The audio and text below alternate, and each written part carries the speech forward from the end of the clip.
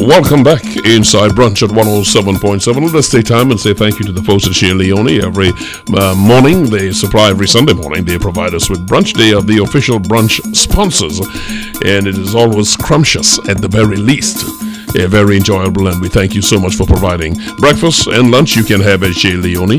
They folks on Cipriani Boulevard. Thank you so much. We continue with our discussion this morning. We are getting into the belly of the beast, and the beast is not the party, but the beast is politics in itself, all encompassing, and it will be inside what some call the silly season or the home stretch, as the combatants would like to call it, for the year 2015. Sharmain? Okay, currently holding 6 seats in government. It's the Congress of the People, and the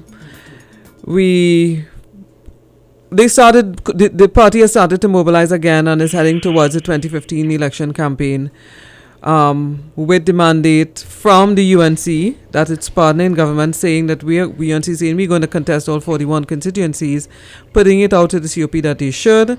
At last count, we were told that the COP were looking in February. We heard there were 11 nominations for 11 seats, and now the number has gone up. I last heard was 14, and we stand to be corrected by that, because we have on the line Pat Metivier.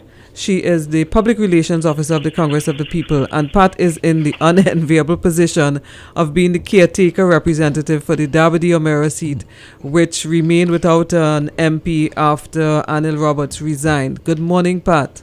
Morning, Sharmain. How are you? Very good. Thank you very much for spending your time with us. Bishop has his gun ready, and he's ready to shoot off. My gun is always loaded. Let me start you by saying good morning to you, Pat. Thank you so much for joining us. The defection in the party speaks of a disillusionment in the party's promise. Many say that after the party has made promises, it is undermined by accommodation that they make. The question always is, are these people novices in the game of politics, or is it that they're just unaware of the compromise that you must make when you are in a partnership? Aware of that is the question. How do you speak to the electorate that we are ready to contest more seats because we are serious and will hold strong to what we say on the platform or in the manifesto? Well, I think that the public knows that we are serious. The CUP is not here. It's not a game. Politics is not a game. Governing the country is not a game. So we are serious. And we are going to play our part to make sure that good government remains for this country. So the question was, those who are detractors, are they just too young to understand the necessary compromises that are made when there is an accommodation, as what was or is the case with the PP government? Well, at some point, I think they are naive in it, because when you're in a coalition government, which is new to Trinidad and Tobago, you have to make compromises. We have to have discussions regularly and make allowances for disappointments and so on. Mm-hmm. I mean, this is relatively new to the country, and we are still going through all the phases, regardless 5 years has passed. I believe that when we went into this coalition politics, we didn't sit at the table enough to just have further discussions and to put down terms of engagements and so on properly. I know this wrong, but it will be done that way. You're looking at a more mature party. Sharmain, it's got the next question. I only ask you that by way of making clear, before we talk about the seats that you're feeling, that people see the problems that existed and what was the party take as to why the problems existed. Thank you so much for answering candidly. Sharmain? Okay, Pat, let's take it directly. What's the latest count of seats that you all intend to contest? Are you capable of going all 41, or is it much less than that? No, it's much less than that. We, as our political leader has said, we are going to fight the 6 seats that we already have, keep the 6 seats that we already have, and we're going to negotiate for others. And where and with whom do you negotiate for others? We are negotiating with our partners. This is a partnership, so negotiations have to start with the partners. So if the UNC is contesting all 41 seats, where does that leave the COP? Is that sure that the UNC is contesting all 41 seats, or are they taking nominations for all 41 seats? So that's still up in the air, and we're just about 2 months away from an elections. So we have a lot of time still. I'm sure we're going to go into that very soon. In the meantime, both parties have to do what they have to do. And would the negotiations be happening on a phased, regular, structured basis, or you all are just feeling out each other and waiting to see what's happening? No. They're having our leaders, my political leader and the Prime Minister, always having discussion. So there is discussion going on between the both parties. And it will have continued dialogue until decisions are made. Yeah. Would you admit that the battering that the COP has had over the past 5 years, people leaving, people coming, people going, and the decision by Vincent Dukaran as well to remove himself, which he had signaled he would, remove himself from politics, not necessarily the COP, because and he seems to be a little bit disillusioned on his way out as well, would definitely have an effect on the COP, which has lost a lot of ground in since it had since 2010 at least. Well, Mr. Dukaran has given genuine dedication and service to our country and to the party. You understand? And we continue to reap the reward of his efforts. And we also remain indebted to him. He's the founder of our party. He's delusional, but I think, in my opinion, Mr. Dukaran should be more involved to take the party where it's supposed to go. But at the end of the day, he said, however, that enough politics for me. We are speaking to Pat Metivier, who's the PRO for the Congress of the People. I didn't hear you, I am sorry. What I said, he has taken his decision to move away from politics. And then I'm reminding our listeners that we're speaking with Pat Metivier, who's the PRO of the Congress of the People. I go back to what Sharmain said, because, again, that was my initial salvo to you, because I think that is important. It's important when you go to folks, you say, listen, we are now standing, we are now more matured, which is what you said, and this time we will have more consultation at the table. So what we put in our manifesto, you can believe us, we will not move from these moorings. Essentially, there will be some fine-tuning, but essentially what we say on the platform is what we are going to stand for, as against what obtained before. Can you give that assurance to potential voters for your party? I think we can do that. I think this time the party has matured, and the COP is relatively a young party. And to be in government and being this young, I mean, that's a great achievement.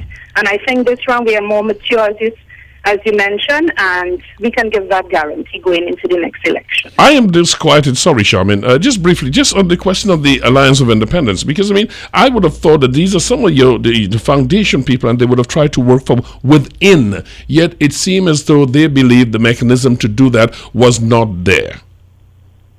Well, everybody have their own agenda and their own opinions, so at the end of the day, you can't do anything about that. They would go with what their agenda is. Sharmain? Pat, you're saying yes, the COP is more mature, and you're inside, and you would have seen where your colleagues would have matured to where you think where you're comfortable with now.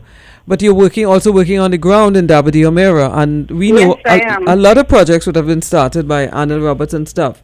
How what honestly kind of reception are you getting on the ground? I mean, you're working against it's a constituency that was narrowly taken away from the PNM, as well as there would be people who there's that great divide between UNC, PNM, COP. There's also that number of people who are saying, look, we're not voting, or we're not voting for either one of you.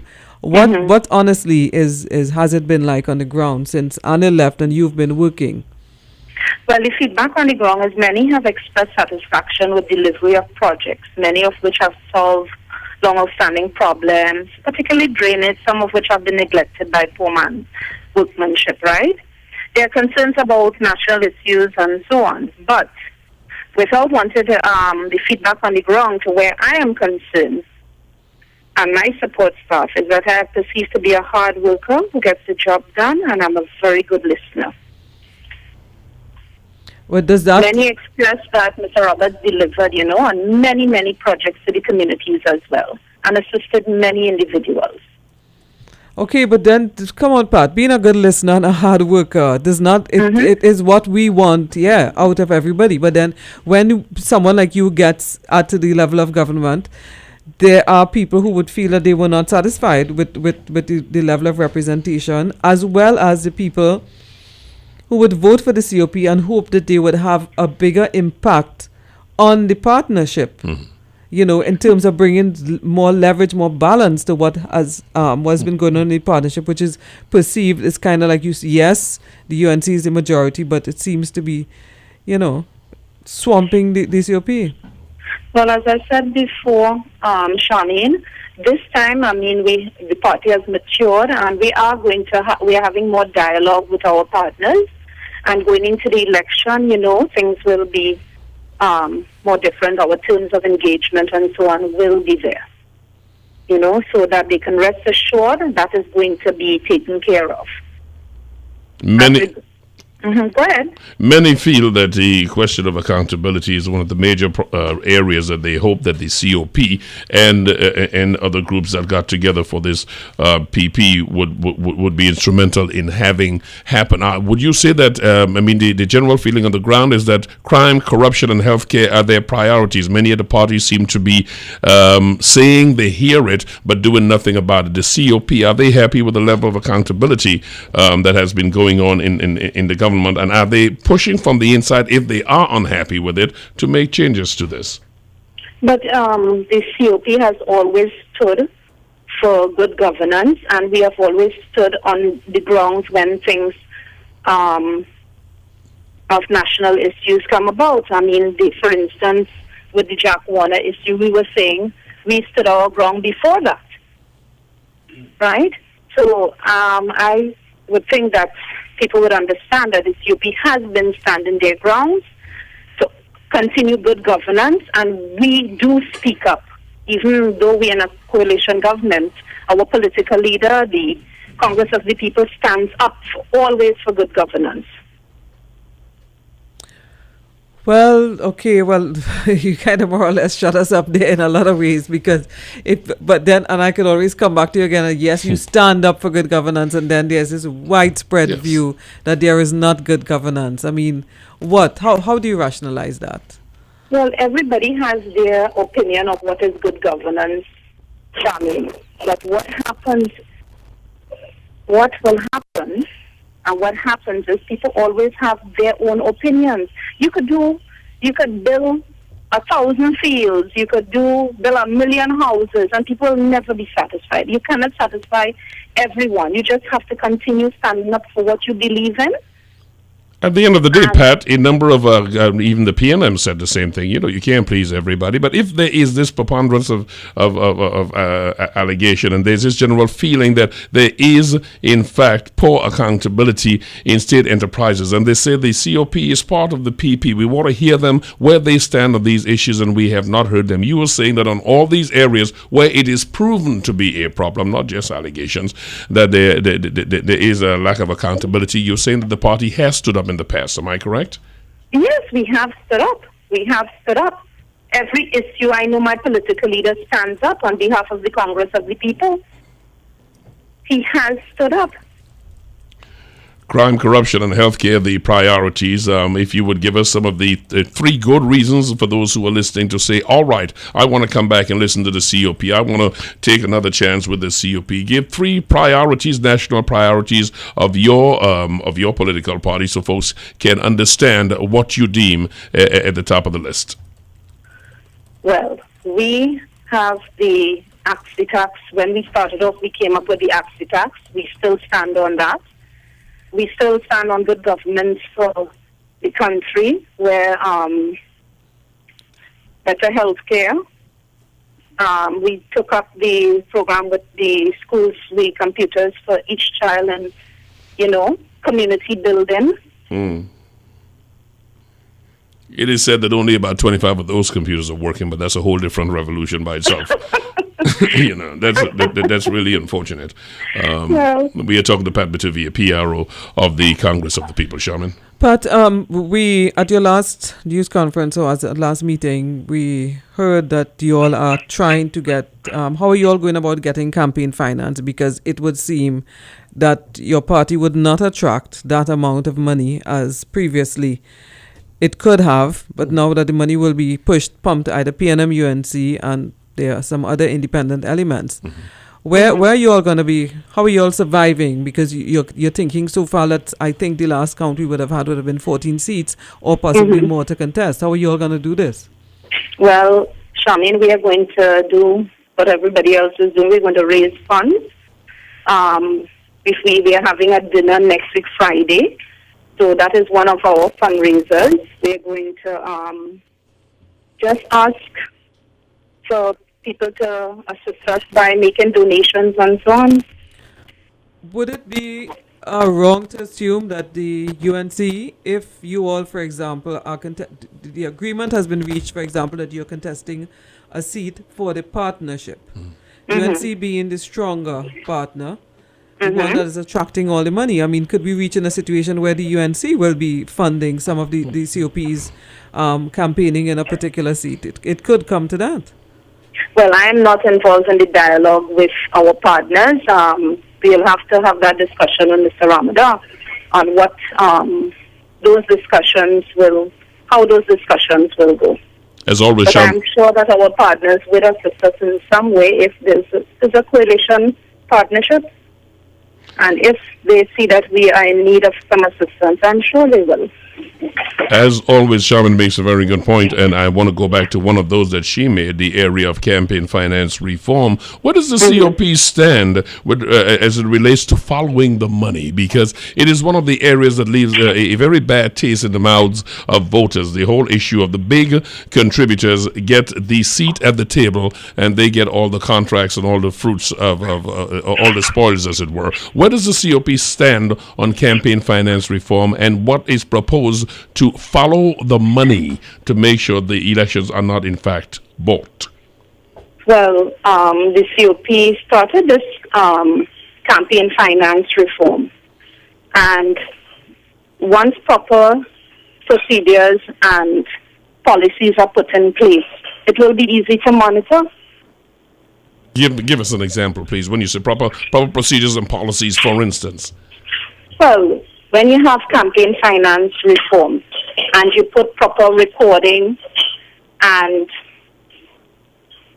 policy, well,